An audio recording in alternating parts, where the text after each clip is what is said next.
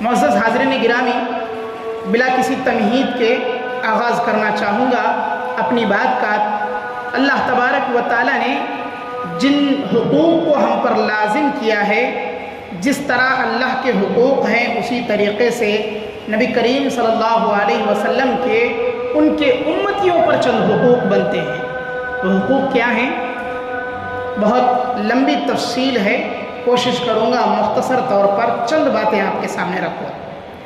اللہ کے نبی کریم صلی اللہ علیہ وسلم کہ ہم امتی ہیں اور ہمارا یہ حق بنتا ہے کہ چند وہ اعمال کریں جو اعمال نبی صلی اللہ علیہ وسلم کے حق میں ہر امتی پر فرض و لازم ہوتے ہیں۔ وہ حق کیا ہیں؟ ان میں پہلا حق یہ کہ اللہ تبارک و تعالیٰ کے رسول کو سب سے پہلے ہمیں ایک ماننا چاہیے اور اللہ کے نبی کریم صلی اللہ علیہ وسلم کو اللہ کا بندہ سمجھنا چاہیے۔ اللہ کے نبی کریم صلی اللہ علیہ وسلم کو خود اللہ تبارک و تعالیٰ نے بندہ کہا ہے۔ سبحان الذی اسریٰ بعبدہ لیلا من المسجد الحرام الی المسجد الاقصی۔ اللہ تبارک و تعالیٰ نے کہا بابرکت ہے وہ ذات جس ذات نے اپنے بندے کو ایک ہی رات کے اندر معراج کا سفر کرایا۔ اللہ تبارک و تعالیٰ نے اللہ کے نبی صلی اللہ علیہ وسلم کو بندہ کہا ہے اور اللہ کے نبی کریم صلی اللہ علیہ وسلم کو ہمیں بندہ ماننا چاہیے۔ آپ کو کوئی دوسرا رتبہ نہیں دیا جا سکتا۔ اللہ کے نبی کریم صلی اللہ علیہ وسلم نے خود فرمایا ان لوگوں کے لیے جو لوگ اللہ کے نبی کریم صلی اللہ علیہ وسلم کو بندہ مانتے ہیں اور ان کی کیفیت بیان کرتے ہوئے کہا طوبیٰ لمن رآنی و آمن بی، خوشخبری ہے اس شخص کے لیے جس نے آنکھوں سے مجھے بحیثیت بندہ دیکھا۔ وطوبیٰ 7 مرات لمن لم یرنی و آمن بی، اور اس شخص کے لیے 7 مرتبہ خوشخبری ہے جس نے بحالت حیات تو مجھے نہ دیکھا لیکن مجھ پر ایمان لے آیا اور میری بات کی تصدیق کی۔ معزز حاضرین گرامی، اللہ کے نبی کریم صلی اللہ علیہ وسلم کو اللہ کا بندہ ماننا یہ ہمارا اول فریضہ بنتا ہے۔ دوسرا فریضہ یہ کہ اللہ کے نبی صلی اللہ علیہ وسلم کے حق میں ہمیں اور آپ کو چاہیے کہ ان کی تعظیم کریں، ان کی عزت کریں۔ ان کی زندگی میں صحابہ عزت کرتے تھے۔ جب آپ صلی اللہ علیہ وسلم دنیا سے گزر گئے تو آپ کے بعد صحابہ اکرام نے بھی عزت کی اور امت کے لیے یہ تعلیم دی گئی ہے کہ اللہ کے نبی صلی اللہ علیہ وسلم کی ہر ممکن ہر ایک کو تعظیم و توقیر کرنی چاہیے۔ آج کس طرح تعظیم و توقیر کی جا سکتی ہے؟ اس کے لیے یہ کہ اللہ کے نبی صلی اللہ علیہ وسلم کی احادیث کی حفاظت کی جائے، اللہ کے نبی کریم صلی اللہ علیہ وسلم کی باتوں کو دوسروں تک پہنچایا جائے، اللہ کے نبی صلی اللہ علیہ وسلم کی باتوں پر مکمل طور پر عمل کیا جائے۔ یہ آج جو اللہ کے نبی صلی اللہ علیہ وسلم ہمارے درمیان موجود نہیں ہیں، ہمارا یہ حق بنتا ہے کہ ان اعمال پر ہم عمل پیرا ہوں۔ جب اللہ کے نبی صلی اللہ علیہ وسلم صحابہ کے درمیان تھے، آپ کی بڑی عزت کرتے تھے صحابہ اکرام رضوان اللہ تعالیٰ علیہم اجمعین۔ جب آپ صلی اللہ علیہ وسلم دنیا سے گزر گئے تب بھی صحابہ اکرام بڑی عزت کرتے تھے۔ اللہ کے نبی کی حیات میں یہ آیت کریمہ نازل ہوئی، یا ایھا الذین آمنوا لا ترفعوا اصواتکم فوق صوت النبی، اے لوگوں جو ایمان لے آئے ہو، اللہ تبارک و تعالیٰ تمہیں حکم دیتا ہے کہ نبی کی آواز پر اپنی آواز کو بلند نہ کیا کرو۔ شان نزول بتائی جاتی ہے کہ بنو تمیم کے قبیلے کے امیر کو چننے کی باری آئی۔ صحابہ اکرام میں حضرت ابوبکر صدیق رضی اللہ تعالیٰ عنہ ایک طرف کھڑے ہو گئے۔ انہوں نے کہا کہ اگر امیر بنایا جائے بنو تمیم کے قبیلے کے اندر تو بہتر ہوگا میرے نزدیک کہ قعقاع بن معبد کو بنایا جائے۔ میرے نزدیک سب سے بہتر وہی ہیں، امیر کے قابل وہی ہیں۔ حضرت عمر رضی اللہ تعالیٰ عنہ نے کہا نہیں، اقرع ابن حابس میرے نزدیک زیادہ بہتر ہے رضی اللہ تعالیٰ عنہ، میں انہیں امیر بنانا پسند کروں گا۔ حضرت ابوبکر صدیق رضی اللہ تعالیٰ عنہ نے کہا کہ عمر تم ہمیشہ ہر بات پہ میری مخالفت کرتے ہو رضی اللہ تعالیٰ عنہ۔ حضرت عمر رضی اللہ تعالیٰ عنہ نے کہا ایسی بات نہیں ہے، دونوں میں بات بڑھ گئی، آواز مسجد کے اندر بلند ہونے لگی، یہاں تک کہ نبی صلی اللہ علیہ وسلم کو اطلاع ہوئی کہ آپ کے صحابہ مسجد کے اندر آواز کو بلند کرتے ہیں، آپس میں اتنی آواز بلند کرتے ہیں کہ آپ کی آواز وہاں دب جاتی ہے۔ اللہ کے نبی صلی اللہ علیہ وسلم پر آیت نازل ہوئی، یا ایھا الذین آمنوا لا ترفعوا اصواتکم فوق صوت النبی، اے لوگوں جو ایمان لے آئے ہو، تم پر لازم کر دیا جا رہا ہے کہ اللہ کے نبی صلی اللہ علیہ وسلم کی آواز پر اپنی آواز کو بلند نہ کرو۔ قرآن کی جب بات آئے، حدیث کی جب بات آئے، ہماری آواز کبھی بلند نہیں ہونی چاہیے، گرچہ ہماری رائے کتنی ہی صحیح کیوں نہ ہو، ہمارا اپنی عقل کا تقاضا اگر مانتا ہے کہ قرآن و حدیث سے ہم بہتر سمجھتے ہیں، بہتر سوچ سکتے ہیں، بہتر بتلا سکتے ہیں، تب بھی اپنی آواز کو یقین مان لیں بلند نہ کریں۔ اللہ تبارک و تعالیٰ کے قرآن کی جب بات آئے اپنی آواز کو پست کر لیں، جب حدیث رسول کی بات آئے اپنی آواز کو پست کر لیں، جو بات حدیث رسول کیا جائے تو اپنی آنکھ کو خاموشی اختیار کرنے میں بہتر سمجھیں۔ آیت نازل ہوئی، صحابی رسول صلی اللہ علیہ وسلم ثابت بن قیس رضی اللہ تعالیٰ عنہ آیت کے نزول کو سن کر کے جو اللہ کی مجلس کے لیے دوڑ کر آتے تھے، رسول اللہ کی مجلسوں کے اندر شامل ہوا کرتے تھے، ثابت بن قیس رضی اللہ تعالیٰ عنہ کی آواز بہت بلند تھی، وزندار آواز کے مالک تھے، جس کی وجہ سے انہوں نے اپنے گھر کے اندر خود کو محصور کر لیا، خود کو گھر کے اندر رکھ لیا، اللہ کے نبی کی مجلسوں کو ترک کر دیا۔ رسول اللہ صلی اللہ علیہ وسلم نے دیکھا ثابت بن قیس اللہ کے نبی کی مجلسوں کے اندر نہیں آتے ہیں۔ حضرت انس رضی اللہ تعالیٰ عنہ راوی ہیں، اللہ کے رسول صلی اللہ علیہ وسلم نے مجھے بھیجا ثابت بن قیس کے گھر کہ جائیں اور جا کر پتہ لگائیں کہ ثابت بن قیس کا ماجرا کیا ہے۔ انس رضی اللہ تعالیٰ عنہ کہتے ہیں میں ثابت بن قیس کے گھر گیا اور وہاں جا کر میں دیکھتا ہوں ثابت بن قیس رضی اللہ تعالیٰ عنہ گھر کے کونے کے اندر گھبرائے ہوئے پریشان حال بیٹھے ہوئے ہیں اور کہہ رہے ہیں کہ ثابت تیرا کل قیامت کے دن کیا ہوگا، تو نے نبی کی آواز سے اپنی آواز بلند کر لی، کل تو جہنم میں چلا جائے گا، تیرے سارے عمل برباد، تیرے سارے عمل ضائع ہو گئے۔ معزز حاضرین گرامی، اللہ کے نبی کی حدیث کی جب بات آ جائے، اپنے دماغ کو، اپنے دل کو، چاہے وہ مانتا ہو یا نہ مانتا ہو، خاموشی اختیار کرنے میں اور سر تسلیم خم کرنے میں تمہارے اور ہمارے لیے بھلائی ہے۔ صحابی رسول صلی اللہ علیہ وسلم ثابت بن قیس کہتے ہیں میرا سارا عمل ضائع ہو گیا، میں جہنمی ہو گیا۔ انس بن مالک رضی اللہ تعالیٰ عنہ سنتے ہیں نبی صلی اللہ علیہ وسلم کے پاس جا کر کہتے ہیں ثابت ایسا اور ایسا کہتے ہیں، خود کے اعمال کو ضائع کرنے کے لیے بتا رہے ہیں اور خود کو جہنمی قرار دے رہے ہیں۔ اللہ کے نبی صلی اللہ علیہ وسلم نے فرمایا کہ جاؤ ثابت کو خوشخبری سنا دو کہ وہ جنتیوں میں سے ہے، ان کا عمل ضائع نہیں ہوا۔ اللہ اکبر۔ معزز حاضرین گرامی، یہ صحابہ کا خوف تھا کہ اللہ کے نبی صلی اللہ علیہ وسلم کی حدیثوں پر، اللہ کے نبی صلی اللہ علیہ وسلم کی باتوں پر کبھی اپنی بات کو بلند نہ کر دیں۔ آج حدیثوں کا انکار، آج حدیثوں کو پشے پست ڈالنا اور حدیثوں کو سامنے بظاہر دیکھتے ہوئے اپنی آنکھوں کے سامنے اس کو نظر انداز کر کے اپنی منمانی کرنا، یہ ایک مسلمان کا شیوا نہیں ہو سکتا ہے، یہ اپنے آپ کو مسلمان کہنے کے قابل نہیں ہو سکتے۔ میرے حاضرین گرامی، اتنا ہی نہیں ہے کہ اللہ کے نبی صلی اللہ علیہ وسلم کی زندگی کے اندر ہم اور آپ صرف ان کی عزت کر لیں یا اللہ کے نبی صلی اللہ علیہ وسلم کا دور ختم ہو جائے، تو اب ہمارا فریضہ کیا بنتا ہے، اس پر ہمیں غور کرنے کی ضرورت ہے۔ صحابہ کرام رضوان اللہ تعالی علیہم اجمعین جتنی اللہ کے نبی صلی اللہ علیہ وسلم کی احادیث کے متعلق غور و فکر کر کے اس پر عمل کرتے تھے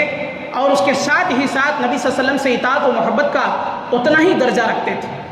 بہت زیادہ اللہ کے نبی صلی اللہ علیہ وسلم سے محبت کرتے تھے، اتنا محبت حضرت عمر رضی اللہ تعالیٰ عنہ کہتے ہیں کہ اللہ کے نبی کریم صلی اللہ علیہ وسلم نے ہمارے درمیان حدیث بیان فرمائی، لا یؤمن احدکم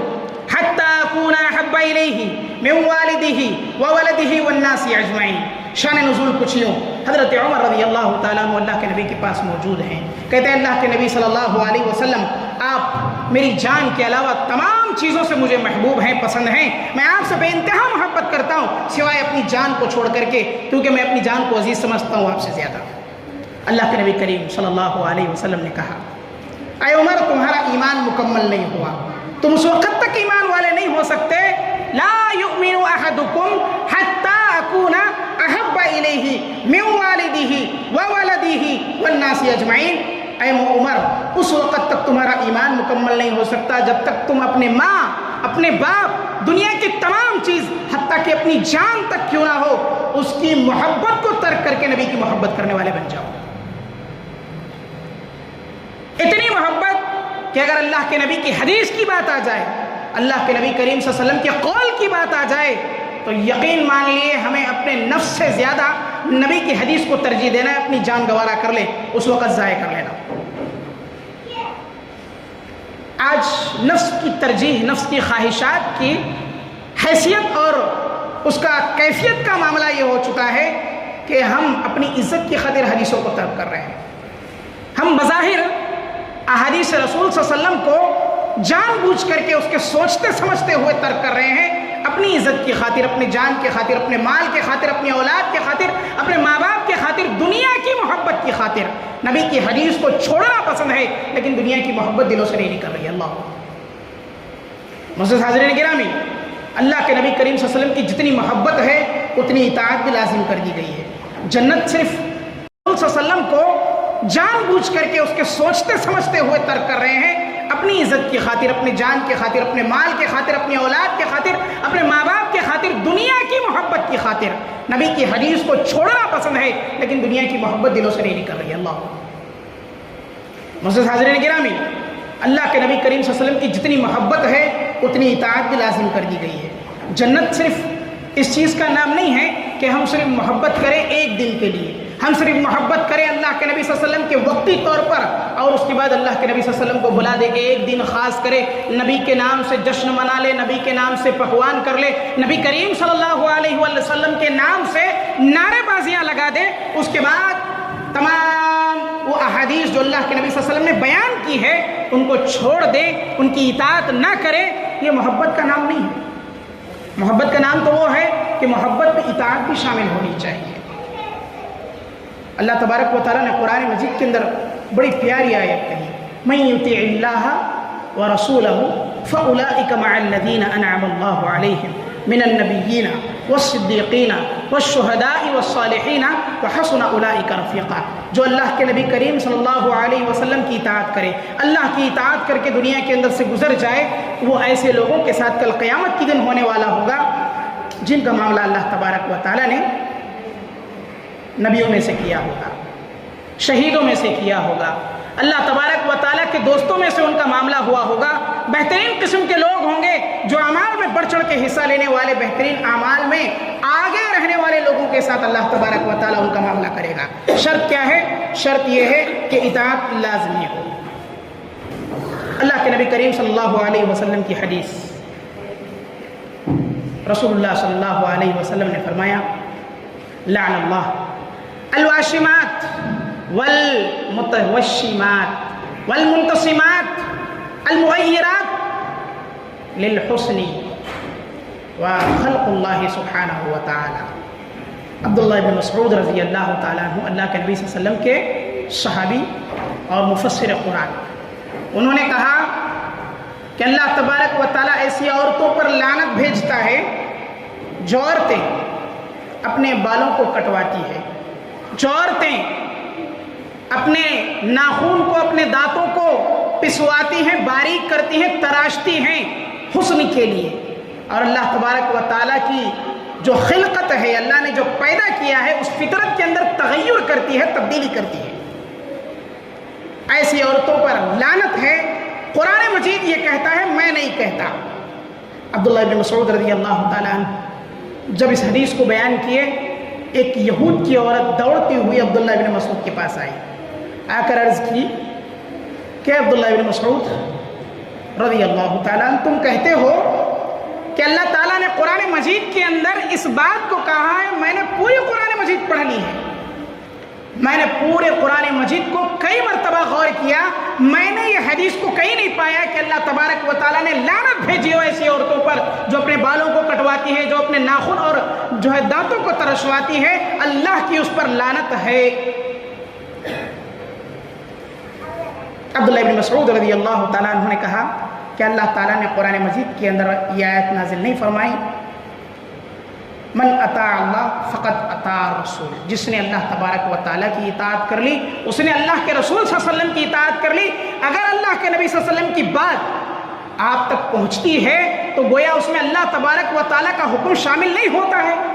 انہوں نے کہا کہ ہاں شامل ہوتا ہے۔ یہی وہ چیز ہے جو اس بات کی طرف لے جاتی ہے کہ اللہ کے نبی صلی اللہ علیہ وسلم کا ہر وہ قول اللہ تبارک و تعالیٰ کے حکم کے خلاف نہیں ہوتا ہے۔ اطاعت رسول اللہ کا درجہ یہ ہے کہ اللہ تبارک و تعالیٰ کا اس میں حکم شامل ہوتا ہے۔ میرے حاضرین گرامی، بتانے کا مقصد یہ ہے کہ اللہ کے نبی صلی اللہ علیہ وسلم کی ہر حال میں اطاعت کی جائے۔ اگر اللہ کے نبی صلی اللہ علیہ وسلم کی اطاعت کو ترک کر دیا جائے تو ہمارا اور آپ کا نقصان اس سلسلے میں یہ کہ ہم اور آپ آگے چل کر کے سوائے اس کے کہ خسارہ اٹھانے والوں میں سے ہو جائیں گے۔ معزز حاضرین گرامی، ایک اور حدیث بیان کرو۔ حضرت عمر رضی اللہ تعالیٰ عنہ،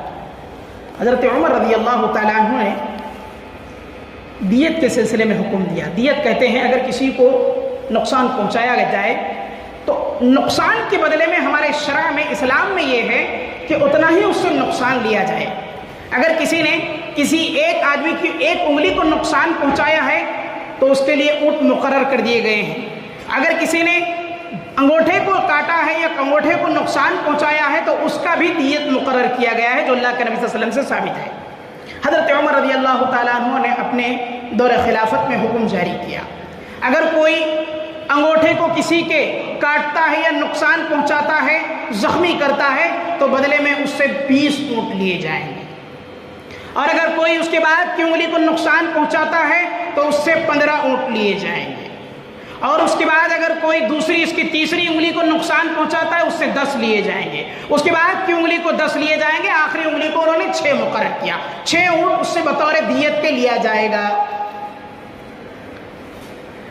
حضرت جابر رضی اللہ تعالیٰ عنہ کی کتاب میں لکھا ہوا تھا، جن کو آل جابر کتاب کہا جاتا ہے، انہوں نے اللہ کے نبی صلی اللہ علیہ وسلم کے دور میں اللہ کے نبی صلی اللہ علیہ وسلم سے دیت کے بارے میں خاص طور پر پوری کتاب میں تحریر فرمائی تھی کہ اللہ کے نبی صلی اللہ علیہ وسلم نے پورے انگلیوں کے بارے میں حکم نازل کیا ہے کہ وہ تمام کے تمام انگلیوں کے بارے میں رسول اللہ صلی اللہ علیہ وسلم نے فرمایا 10 اونٹ ہوں گے، ہر انگلی پر 10 اونٹ کہے اللہ کے نبی صلی اللہ علیہ وسلم نے، اور ہر انگلی کا کوئی الگ الگ حصہ مقرر نہیں فرمایا۔ حضرت عمر رضی اللہ تعالیٰ عنہ نے جب سنا تو آپ نے فوراً اللہ کے نبی صلی اللہ علیہ وسلم کی بات کو اور آپ صلی اللہ علیہ وسلم کے حکم کو مان لیا، اور اپنے وہ جو حکم کردہ جو اللہ کے نبی صلی اللہ علیہ وسلم کے خلاف جا رہا تھا عمل کو، اس کو فسق کر دیا، اس کو اللہ کے نبی صلی اللہ علیہ وسلم کے عمل کو رائج قرار دیا اور اپنے عمل کو باطل قرار دیا۔